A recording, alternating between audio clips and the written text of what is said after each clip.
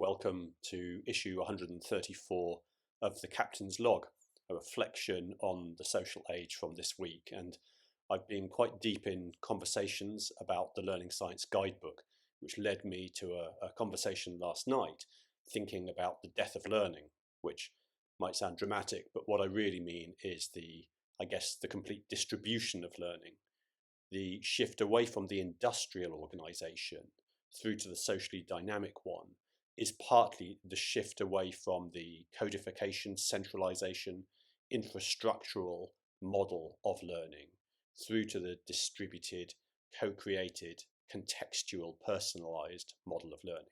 Away from learning as something we own and control and distribute through to something which we enable. And in some ways, the strategic aim of a modern learning function should be to abstract itself out of existence as part of a broader shift towards the redesign of our organizations to be fully fit for the context of the social age. I say that because the structure, the organizational structure we have is always a shadow from yesterday, and at some point we need to fundamentally re-author or rewrite it. And the industrial model we hold today is largely one of domains, of separation, of segregation. But what we seek is often complex collaboration, permeability, fluidity, flow, agility, things that are dependent more on culture than on structure. In fact, we could argue that the socially dynamic organization is at a mid-level of structure. It's not no structure, but it's not high structure. And by avoiding high structure, we seek to avoid some of the nesting behaviors that we see in legacy organizations. We build well-intentioned structure for an understood purpose and build strength through system and process and control, but then social systems nest within that formal structure.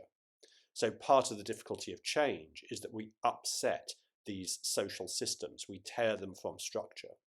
If we're redesigning the organization, we should seek to avoid high structure, mid-structure, fluidity, impermanent bonds, which will mean shifting people's foundation away from place and position and power into facilitation, enablement, community, culture.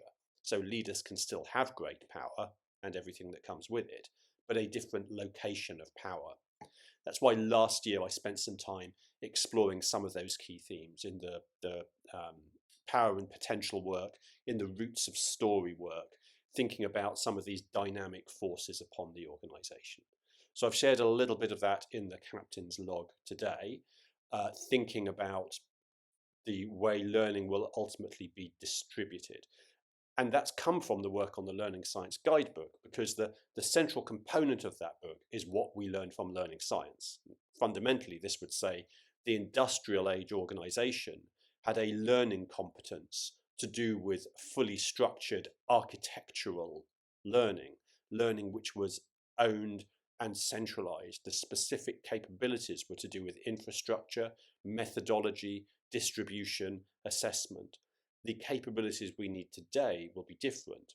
And learning science is not a complete thing. It's this diverse body of work, but the insights will lead us into learning engineering, the ability to engineer learning out at scale.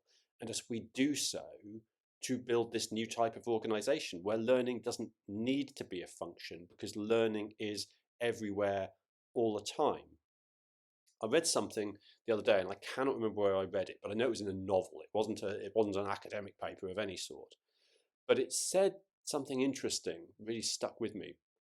It said, well, modern cars don't really break down because all the faults have been engineered out of them.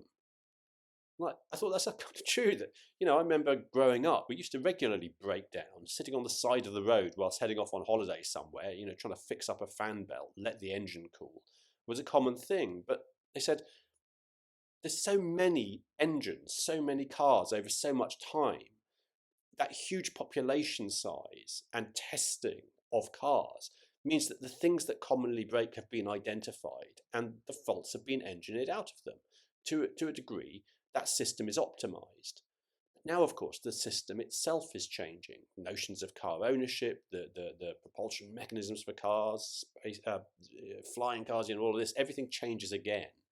And maybe we see that kind of tipping point. We optimized for the industrial learning organization, but now we're building the socially dynamic one. So we will be sub-optimized, but learning science is one of the things that can give us a range of tools and insights that we can engineer out. So we will earn or learn this robustness over time. If it sounds a little bit ill-formed at the moment, it is. I'm building out on the work from the socially dynamic organization. Throughout this whole year, we'll be doing work on the Learning Science Guidebook, and I'll continue to develop this. Alongside it, I've also shared in the newsletter a couple of the other writing projects. These are early stage. They may well go nowhere, they may well fail. One is the book about belief. Now, a few years ago, I carried out research into belief in leadership and into organizations. How do people believe in their leaders? How do they believe in the organizations they work for?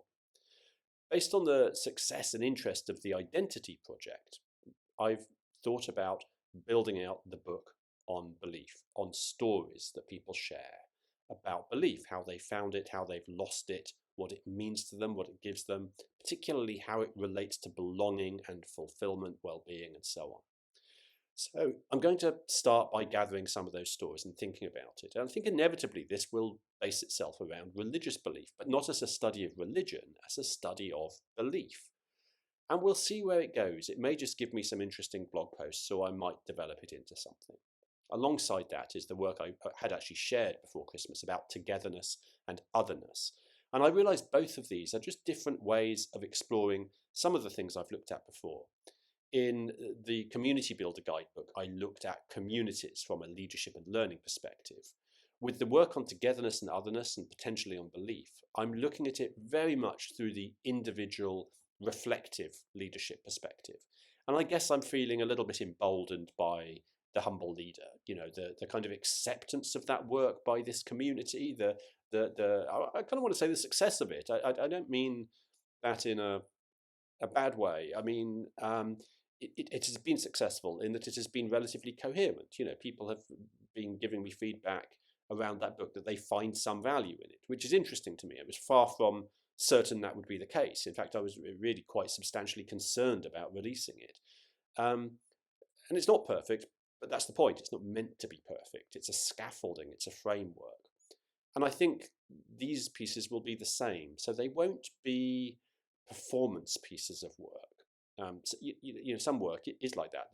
The socially dynamic organization book, I guess, is a performance piece. I'm putting a stake in the ground saying, I think this is how we will need to design modern organizations. Work on belief, togetherness, otherness won't be like that. It won't be answers. It won't be structural in that sense. It will be reflective and to create a space for reflection. So we'll see how it goes. I've got a lot of interesting plans around publishing this year. I'll be sharing more of that over the next month or so. But for now, thanks for your support. Thanks for listening. I will see you next time.